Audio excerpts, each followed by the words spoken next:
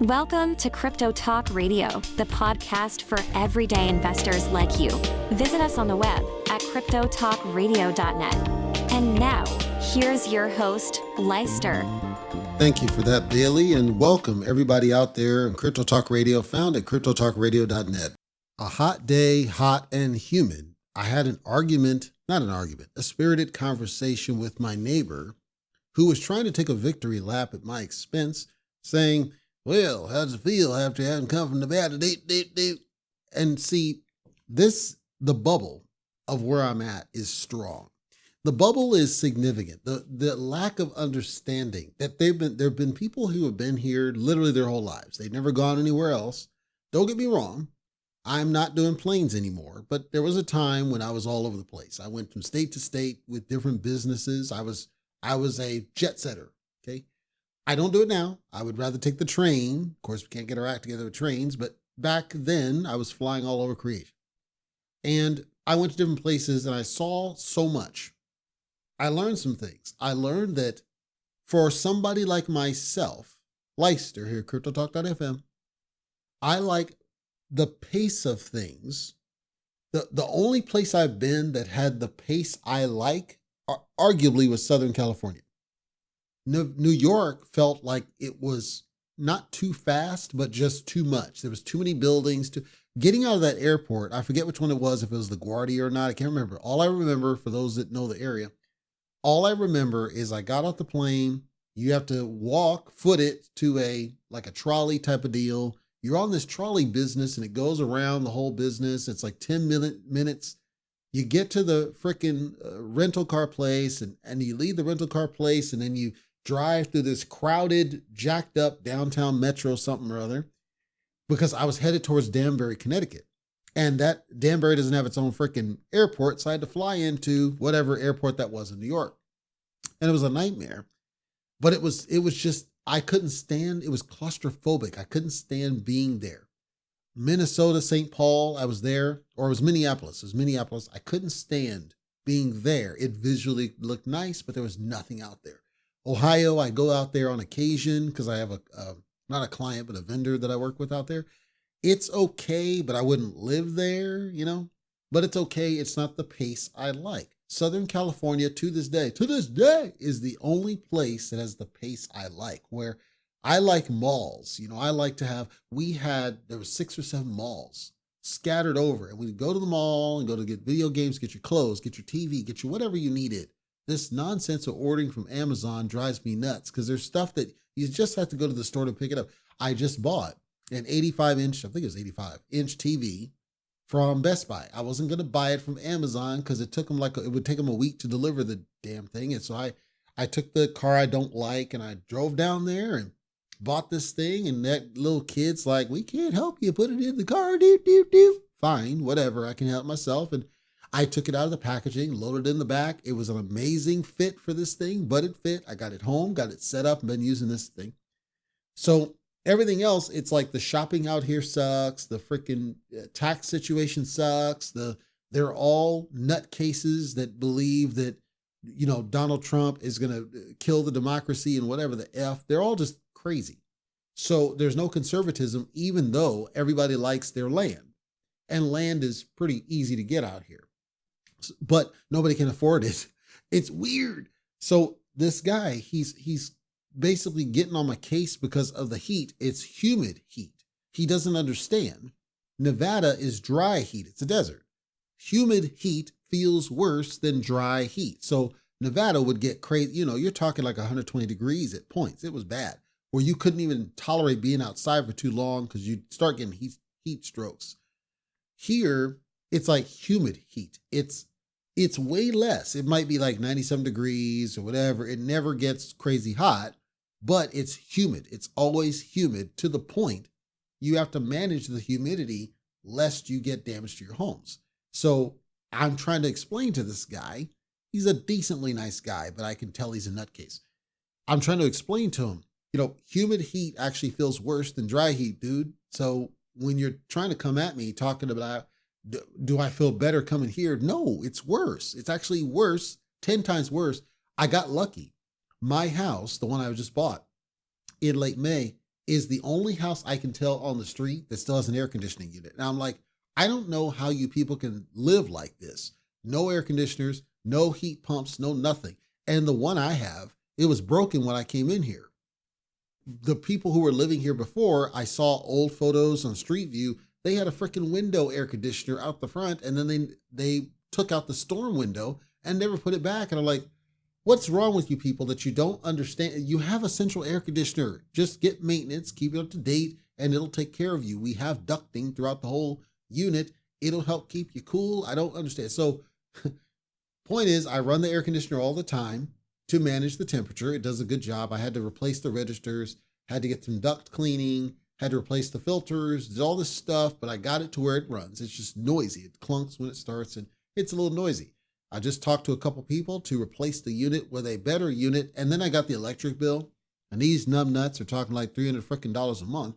I can afford it. It's the principle of things, principalities in this. So I am looking into buying a new unit, but the bottom line is I'm surrounded by people who don't think this is hot, and it's so hot. You could water your lawn out front.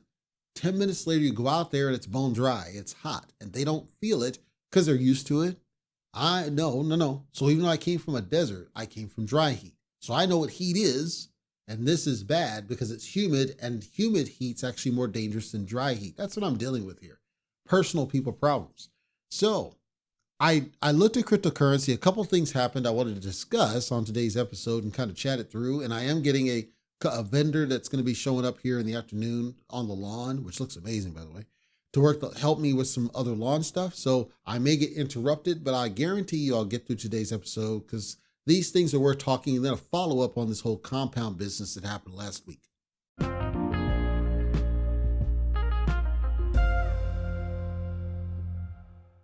Coindesk.com. We're going to zoom out to the month chart, specifically starting with Ethereum, methinks, because Ethereum, it looked a little bit more interesting. I'm watching Ethereum closer than I'm watching Bitcoin. Bitcoin feels like it's basically waiting to see if Donald Trump's going to be the next president at this point. Kamala Harris is certainly getting on her knees to try to now appeal to crypto people. There are senators who listen to the show, and so I'm going to tinfoil and say that at least one of them did what I advocated in my out of cycle to say somebody needs to get in her ear and tell her to get a clue or she's going to lose. Because all of a sudden they're reaching out. I think she reached out to Ripple. I think she reached out to or her people reached out to Ripple, reached out to Coinbase to basically say, look, we need to get on board with this. This is what the people want. And Donald Trump's going to school you if you don't get on board. So it seems like the voice has changed. The problem is she's missed a key opportunity because she could have been at the Bitcoin conference and just openly said, Joe Biden was wrong. Gary Gensler's wrong. This is what we're going to do. She could have just switched the game up instantly by firing Gary Gensler on the spot, convinced Joe Biden in whatever state he's in to fire Gary Gensler immediately and send a message and say, you know what? We got it wrong. We're resetting. We understand. We hear the voice of the people. I had an argument with somebody online around this whole thing Biden released, talking about term limits. And then people are saying, dude, you've been in service for 50 freaking years. And all of a sudden, when we're getting close to an election, you want to talk about term limits. You didn't have any problem with the term limits that lacked all this time, that let you stay there for 50 years, that caused you to get kicked out by your own party. But all of a sudden you want to talk about term limits, and then you're attacking the Supreme Court like a dictator would do. You're not talking about the right stuff here, bro, because what you're doing is you're trying to win this election. You're trying to sway people away from Donald Trump. That's the only reason we're talking about this. You don't really care about the term limits, because if you did care about them, you would have talked about them the moment you walked in office. Everybody knows that's the truth. And then I had some people coming back saying, well, this is the process. He's just proposing something. And they don't understand. It's the timing of when he's proposing it. If he had proposed it the moment he walked in office, instead of listening to the Greta Thunbergs of the world and shutting down the Keystone Pipeline, we wouldn't be having this conversation.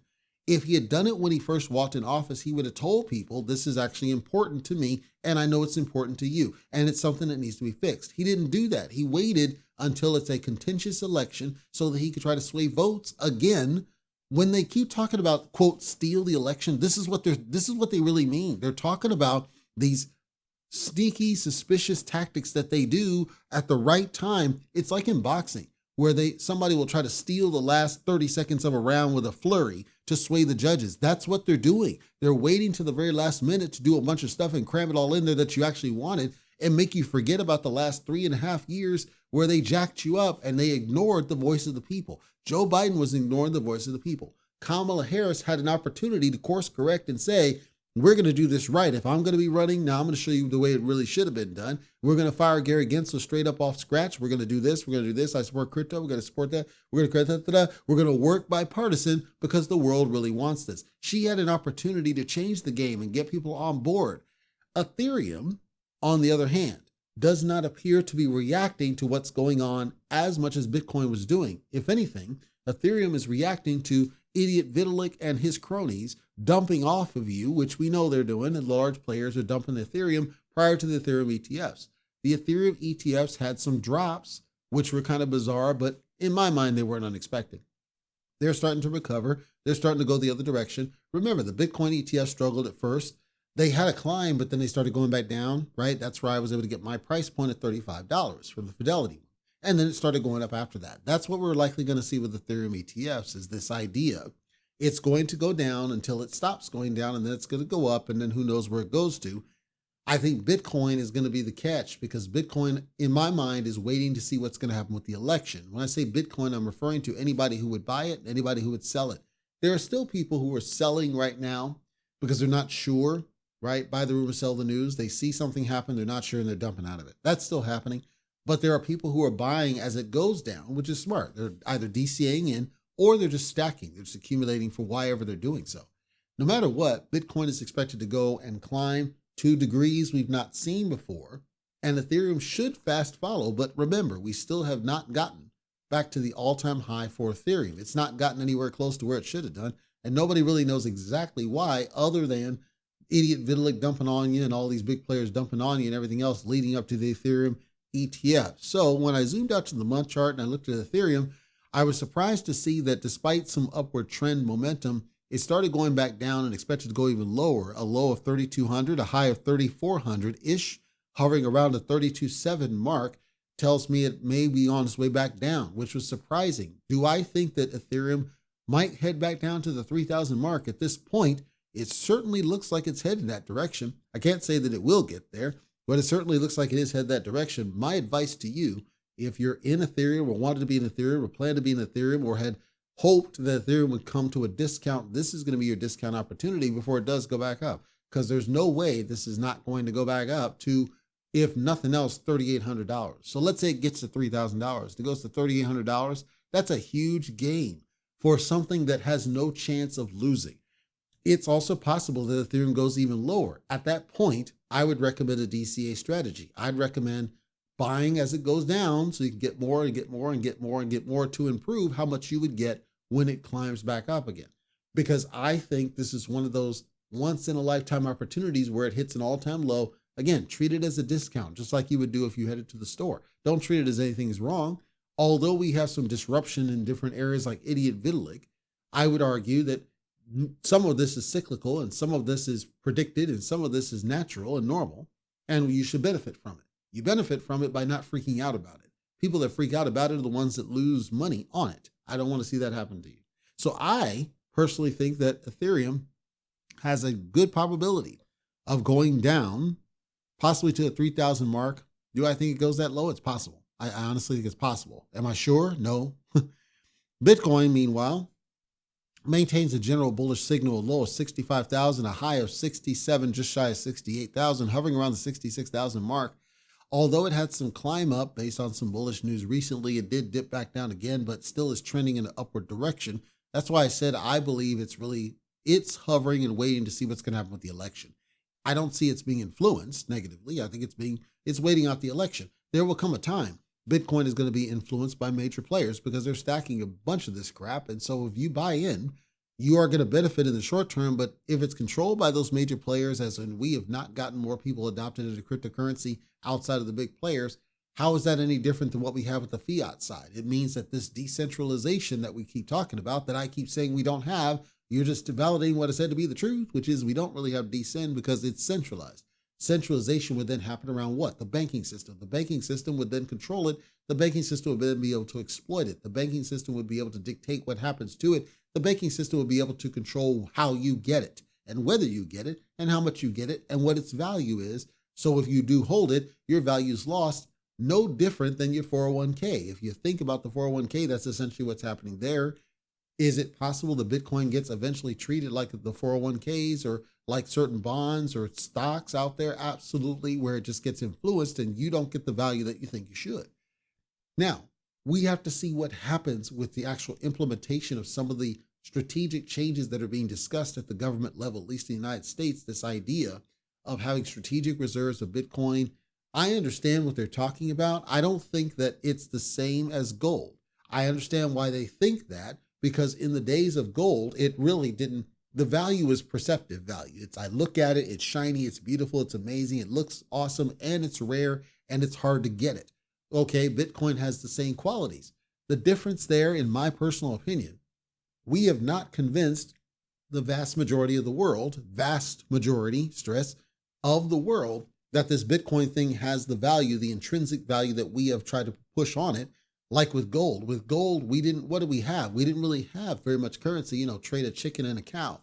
So it's different. It's a new type of a currency that we turn into a promissory situation. In Bitcoin, we don't have that luxury. We've already kind of spoiled people in this world of swiping a debit card and then trusting that a bank's not going to rip you off. Of course, Leister, CryptoTalk.fm, is still a cash guy. But the point is, it's going to be very difficult to sell the vast majority of the world on this idea that Bitcoin is this amazing something, because we still have skeptics out there, people that believe this is nothing more than fake money. Your Jim Cramers of the world who say it's fake money, it doesn't really exist, it doesn't really have any value. And it's true that it doesn't really, it's perceptive value. Can it sell its perceptive value? The theory is that if the government adopts it, it increases the perceptive value. I would argue that may decrease its perceptive value as opposed to the decentralized world. And if we can move away from the centralized, I think that would increase its value simply by virtue of the fact that we're back in this world where we're not having to depend on these central exchanges. I said it before, where you can walk into something and just buy it straight off without having to identify yourself. See, that's the downside. When you have it in the banking system or you have it in the government or something else, they're going to want to duly identify you. They're going to have a license of some kind. You have to have a license to drive, a license to die, a license to do this. They're going to require you to have a license to buy this thing, a license to hold the thing. It has to be renewed every 3 years. You got to do ID.me. You got to upload a photo of your selfie and all this garbage, just like they do on the bonds. That's what they did with the Series E bonds. That's the way the government works. They don't know any other way. They don't know any other way of just allowing currency to be currency out there floating. They want to duly note and track and document to make sure they understand where it's all headed and going. Now, blockchain already does that, but it does it in a generally anonymous fashion. They don't like that. That's not enough. Well, they can be terrorists. It's going to be right back to that same mantra that we've heard for years, especially if the Democrats win office. You're going to hear, well, we got to lock down the terrorists. We got to pass this act that blocks how you can use it, blocks where you can use it. You got to provide your identification. You got to scan this over here. You got to have a license to do it. You got to have a license to transact it. You got to show your license at the bank. You got to do all this other garbage that then makes it less appealing and thus decreases its value. And that's my concern. Decrease of value because of the garbage that they do because they're the government. They can't help themselves. That's my theory. I am tinfoiling at least a little bit, but that's my theory. The government can't help themselves but do everything in their power to make it harder to do some things. Speaking of governments, California Department of Motor Vehicles puts 42 million car titles on the Avalanche network. If you don't own a car, you don't understand what I'm talking about when I say car titles. A car title says you are the owner of this vehicle. It's a piece of paper. It's a document. And all it does is document who is the owner, the legal owner of the vehicle. It documents the VIN, it documents the owner, it documents in most cases the seller, not always, but in most cases the seller. And most importantly, this information is tracked in a basic database. It's just tracked. So they know if, let's say, a car is stolen, they understand who the legal owner is. Or let's say that the car is financed. The financing does not transfer ownership. The owner stole the bank, but you are the registered owner, which is why you have to register your car to document that you are registered to drive it. You're authorized to drive it. But the title really doesn't serve any purpose beyond its initial issuance. It's just a piece of paper that documents who it, or a record in the computer that documents who it is that owns that particular vehicle. So when the DMV in California talks about digitizing their car titles and putting them on the Avalanche network, I would consider this to be a basic, bullish, but a little bit conservative because it's California. Let me go a little bit further. Let me tell you what's essentially happening and simplify it down, and I'll tell you why I feel the way I feel. The thought, and I say thought because I guarantee it's not going to work this slick. The thought is once they do the title, so they're going to issue the title, they're going to digitize it. When you digitize anything, you're just turning it into a bunch of bits and bytes and data. It's just raw data and numbers and letters and all sorts of stuff, but it's essentially data. Data can live and reside on the blockchain. So you could take and turn an image of something or a document of something and put it on the blockchain, and it can be presented as a document. So blockchains can serve a file distribution purpose. They can actually send files, they can track files, and if you understand the way NFTs were intended to work, I'll stress that, there's two ways to issue an NFT. One is you basically link to an existing asset that already exists. So let's say a photo that's out there on the web, you link to it and you issue an NFT. That doesn't mean you own the image. You simply own that digital record linked to the image. Or you could take the image and you put it on the blockchain and the image itself becomes the NFT. Thus you own that image because it can only ever be represented by that record on the blockchain. This is a very similar concept to the way that the NFT process works, but it's for digital presentment of titles for vehicles to where you can track and manage them. You don't have to go into the office to be able to claim them. Now, instead of having a situation where, let's say I'm selling you a vehicle, okay, so I own the title, whatever I do, whether I'm a bank or a seller, whatever, I own the title, I need to transfer it to you. Today, the process is two-part. I have to sign the existing title over to you. You take the title over to the DMV. The DMV issues a new title in your name. It takes, anywhere from 7 to 10 days, or like in Nevada's case, frickin' 6 months or whatever the F, to issue you a title in your name for that state. Or let's say the title was in one state, you go to another state to register the vehicle, you're normally going to transfer the title to that state where you're registering it because you just moved. So you have to issue a new title in that state, you surrender the old title. What this is proposing to do is to basically remove significant of that back and forth happening to where you can go into a thing, whatever that is, and put a request to transfer a title that they already know about. So you pull up the record coming from the blockchain and say it's transferring to this person over here. They would collect the secondary data for the new owner. They would immediately, instantly issue the new title on the blockchain and then be able to present it in digital form. You can still get a physical copy, but the true of record is the digital one. So this is the thought of what's going to happen. The whole fact that it's a DMV and a title issuance, it's an intriguing start process simply because titles are a flat record. They don't change. They're just a flat record. So it's an easy low-hanging fruit to test this conceptually. Because it's California, they're going to screw it up, I guarantee you. But it got me thinking, see, this is the kind of thing in my mind where it's a better use case for driver's licenses. Because with driver's licenses, you could digitize anything you want, put it on the blockchain. With a driver's license, if the driver's license is on the blockchain and it's just simply there, think of what that could theoretically mean. It means all you would need to have is essentially an NFT representation of your license accessible to you in some form. That could be your phone, that could be your car, whatever. Some representation of that code.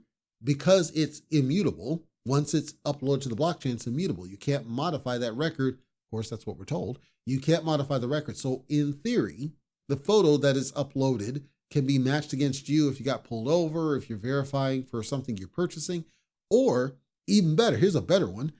You go to the DMV, you need to get your new driver's license, you go to a new state or something, or getting a new license because your address changed, whatever it is, and they force you to do a new photo. I'm not suggesting that we should accept selfie photos, although that's a potential. What I am saying is it doesn't make any damn sense that when you go and do the photo, they can't just issue you the driver's license right on the fly. It takes them a week to 2 weeks or in Nevada's case, a month or two to issue you a driver's license just because you had a photo taken, even if you just do a new one because the address has changed. Imagine a world where you take the photo and immediately it's uploaded to the blockchain. Your new license is uploaded because that's just data, upload to the blockchain. You don't need the physical card. They tell every entity you are not allowed to require a physical card. You must accept this rendition of the driver's license because what is it really doing? All it's really doing is validating that you are authorized to drive a vehicle of some kind. That's all it's doing. It's just a record. It doesn't need to be a physical card.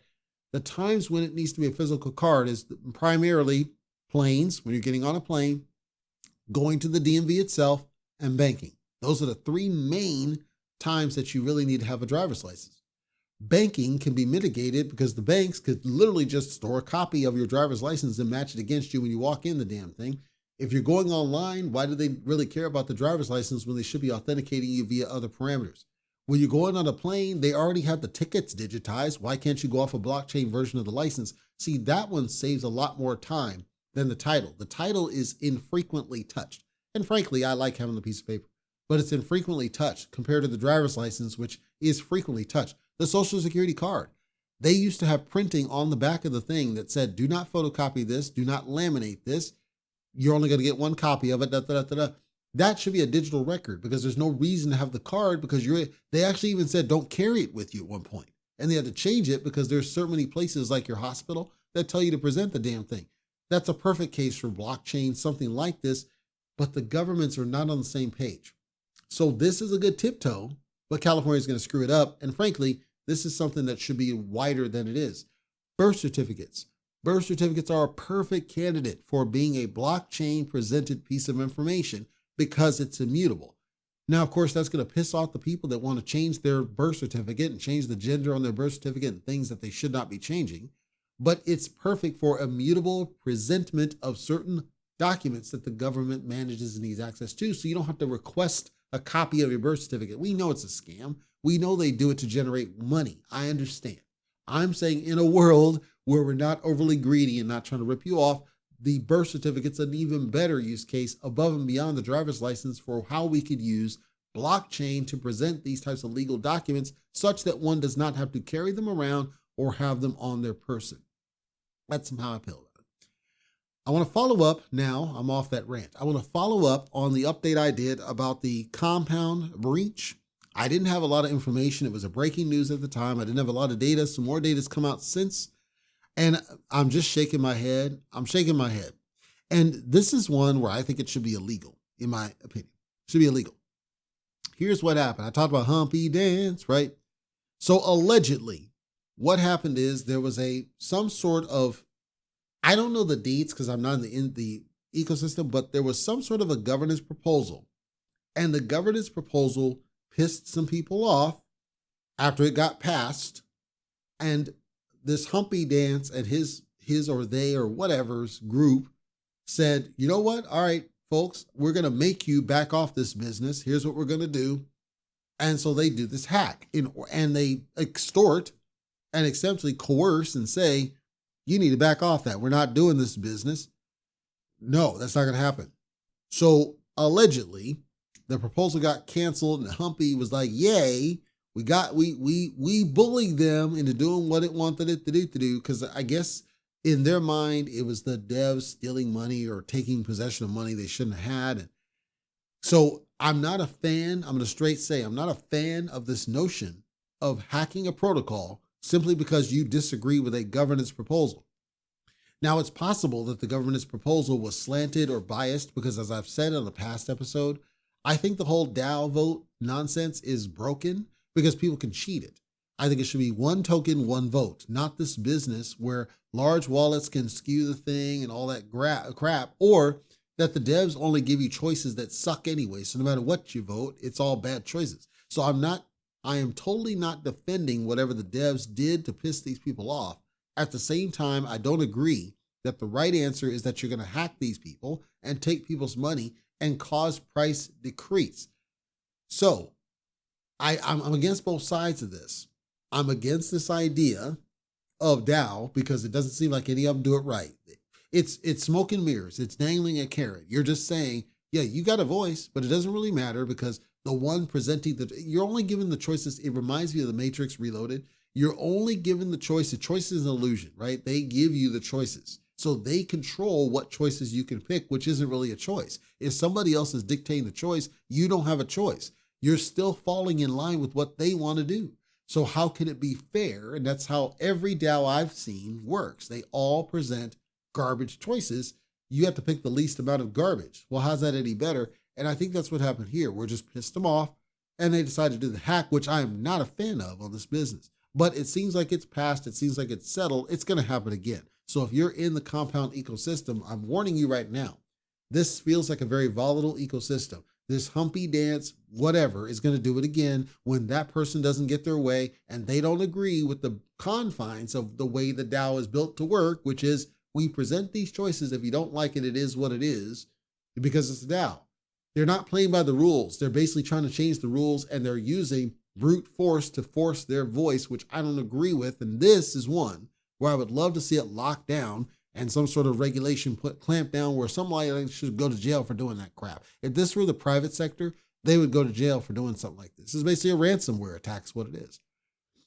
Speaking of attacks, celebrity garbage tokens, pump and dump tokens down 94% on average. Tons of these tokens, you've seen them. I know you've seen them. These different celebrities, it started to become a thing. These celebrities launched some sort of cryptocurrency. And so then they're hoping their fans buy into it. And in some cases, they're successful. In some cases, they're not. But in the vast majority of cases, the market cap does the initial pump and then it dumps and it almost never recovers. I can't think of a single one from these celebrities that was able to survive. Even Hulk Hogan's basically crapped. You got Andrew Tate's, which is a daddy token from Andrew Tate, down 70-something%. Bruce Jenner, I'm calling him Bruce Jenner, token down 75%. Iggy Azalea down 78%. Barron Trump down 80%. Zach Morris down 84%. Jason Derulo down 88%. Lil Pump, ironic name, because it certainly did a little pump and then did a major dump. So yes, 88% on Little Pump. So the tokens are still trading, but unfortunately they're all subject to pump and dumps. Ben Coin, which is not really a coin, but Ben Coin is way down. I think it's 90 something down from where it is. What does this tell us? This tells us the bottom line is that every single one of them, not just the celebrity ones, but every single token is the pump and dump pattern. Every last one of them. There's not a single one that can sustain success outside of the main ones that are out the mainstream, the main coins. But these other ones are just pump and dumps. It may not even be the celebrities themselves. It could just be rich mother fathers who they know how to play the game. They get in. Let's say they toss $100,000 in the business. It 10Xs. They pull out $1 million and it dumps because that's a lot of money pulled out of it for very little put in. Somebody else's exit liquidity. It's all gambling. You're rolling the dice on first that you're in there before anybody else. Second, that it runs up enough that you can make a lot of profit. Third, that you're in there early enough to make a lot of profit. Fourth, that it's not a true rug pull in the sense. That's what they all are. And that's why I keep encouraging people to understand it's gambling. That's what you're doing. So admit that you're a gambler. You're rolling the dice. And as long as you admit it, you now know what the rules are. And when you know what the rules are, you can protect yourself effectively.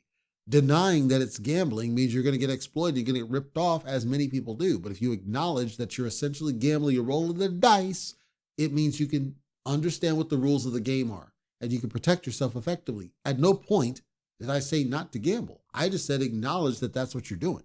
With all of these, just because somebody's popular doesn't mean that their token's worth a damn. In fact, many of the ones who launch a token, their token's not worth a damn. It is what it is. There are tokens out there that actually do something and they're struggling, right? So these that do nothing but otherwise be associated with those projects, they're not going to do anything either. Same with the NFTs. That's just the reality of it. So outside of this, the only other thing, and this will be my close for today's episode, the only other thing I wanted to talk about, because I think it's a serious problem. I don't know. Hopefully nobody listening to me has been subject to this, but I share it because women certainly are at risk of this business. I would argue more than men. It's not saying men are not at risk, but I would argue that women are more at risk. I want to make sure I share this because you may not understand what's happening until it's too late. And I also don't want people saying or blaming the lack of regulation for what happened. What's happening is ultimately you're falling for something that you shouldn't fall for. This is described as a pig butchering scam. And this is going to be my educational piece to close the episode. A pig butchering scam is different than what I talked about with these garbage tokens. The garbage tokens are there because they understand there's an opportunity to make some money. There's going to be some rich mother fathers getting in. You get in, maybe you make a little money, and if you can train yourself, you can legitimately make some money off of somebody's name. You're taking somebody's name, celebrity status, and you're making some money off of it, and it's legit, at least in as far as the timing, if you get in early. A pig butchering scam is even worse. Picture for a moment, the reason I said that women are more susceptible to it will be clear here in a moment. Picture in your mind a situation where somebody reaches out to you, and they're reaching out to you because they're flirty, they're funny, they're doing something that's trying to attract your attention. They're trying to get you to pay attention to them. They're trying to get you to respond. They're trying to get you to do something.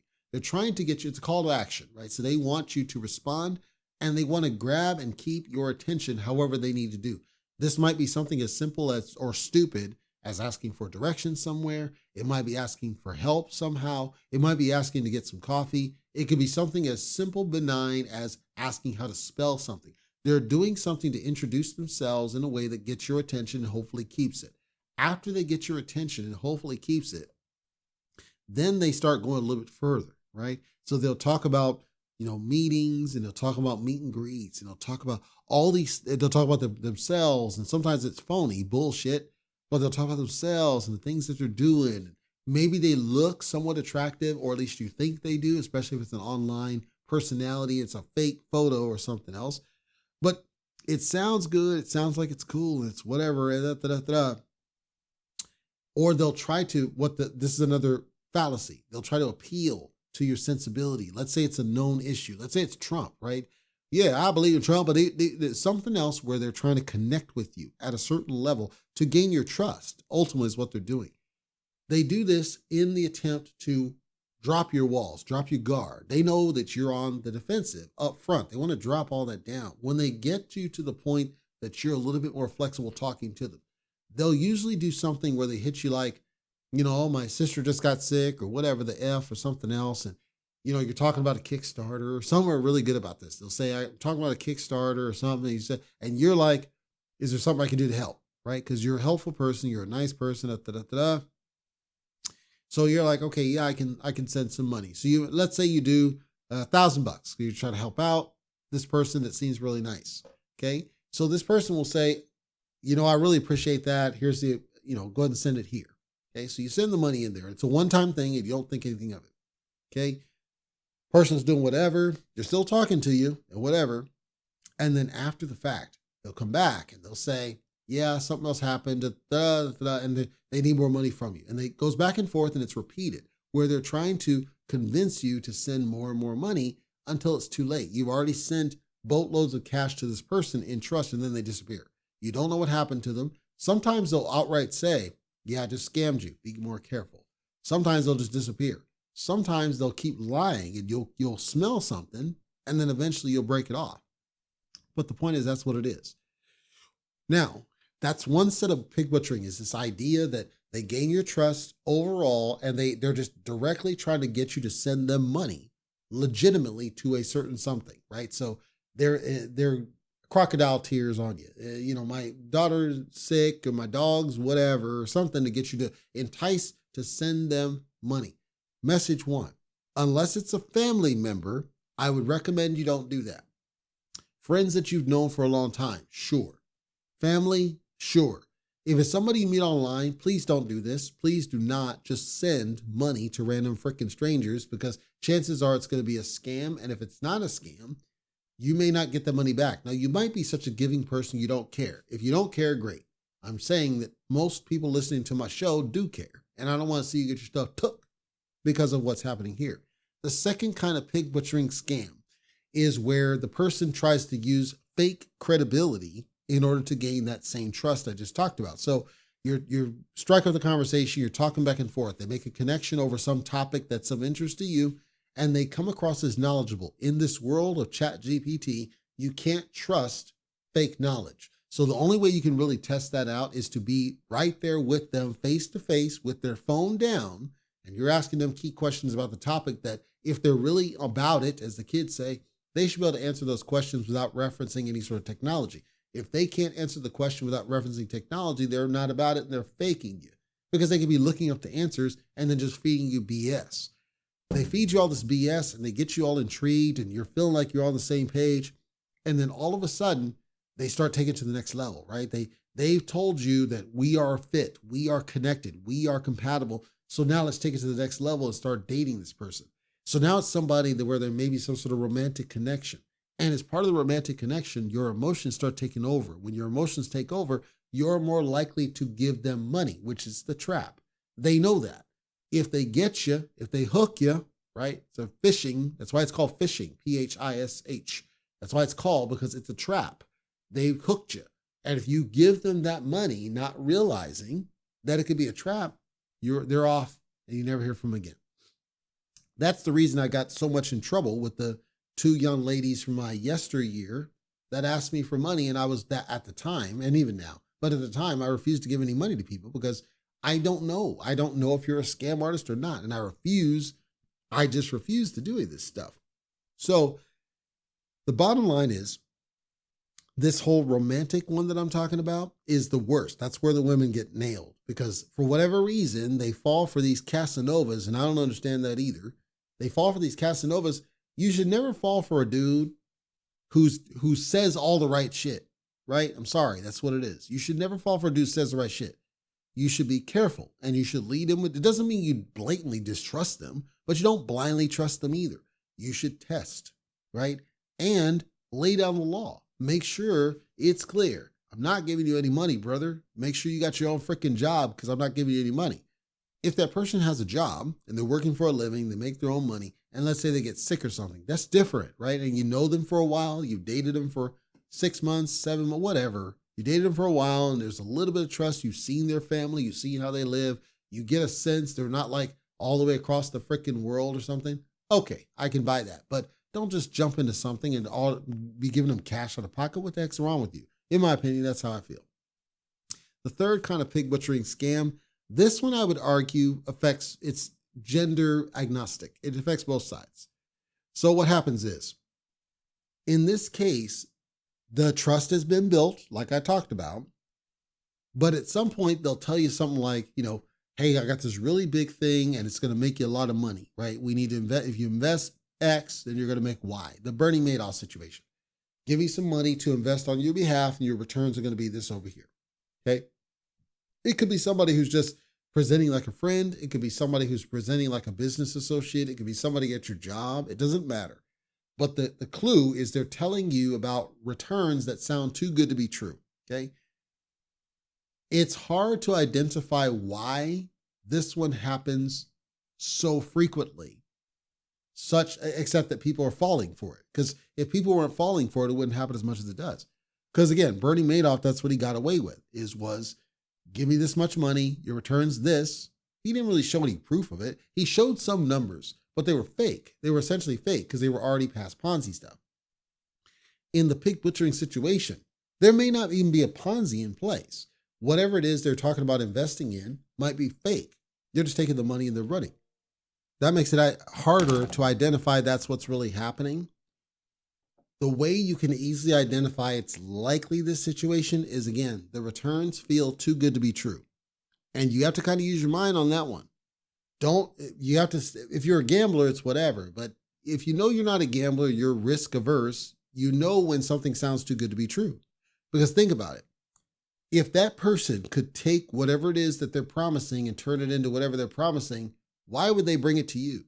Why wouldn't they just pocket themselves? Why wouldn't they just hold to themselves and become a multimillionaire if it was that easy? Think about it. If they had so much money where they were able to turn it around, provably turn it around, why wouldn't they just do it themselves and be a multimillionaire? Because chances are the person talking to you is flat freaking broke. So that's your question number one.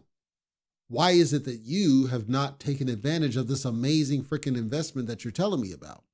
How is it that you don't live? If they're driving a freaking beater, like there's obvious signs to what they're telling you makes no sense. Now, that's different though than them saying, I invested in this over here because it looks like it's going to go high.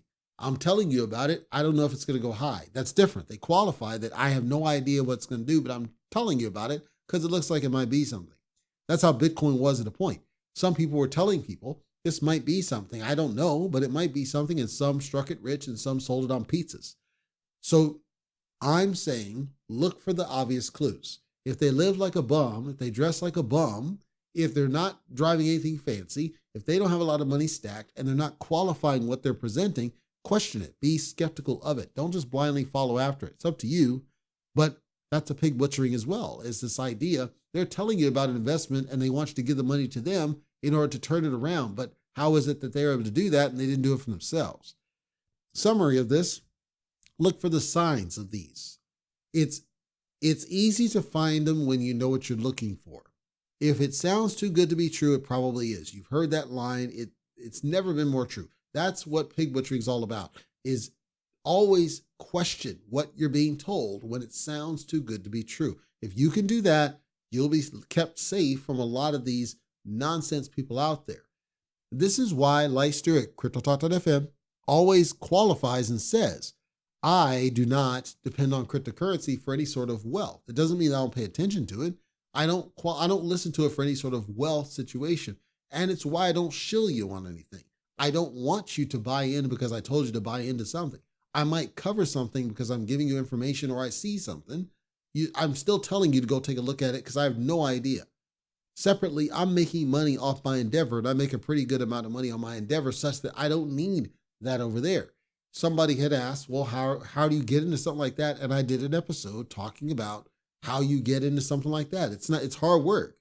The world has been trained to look for the quick pumps because they're trying to be millionaires overnight. How is that not gambling? That's what it is. Lottery ticket gambling. That's fine for those people. I am not one of those people. So you'll never hear me doing anything that's close to them, but I know how to recognize those pig butchering scams when I see them. It's obvious. And I'm shocked at how many fall for it. I can only assume, again, it's that gambler spirit. They just want to be a millionaire and they're hoping that something will turn out, or they're lonely and they want some attention and somebody gives them the right kind of attention, even though it's not legitimate.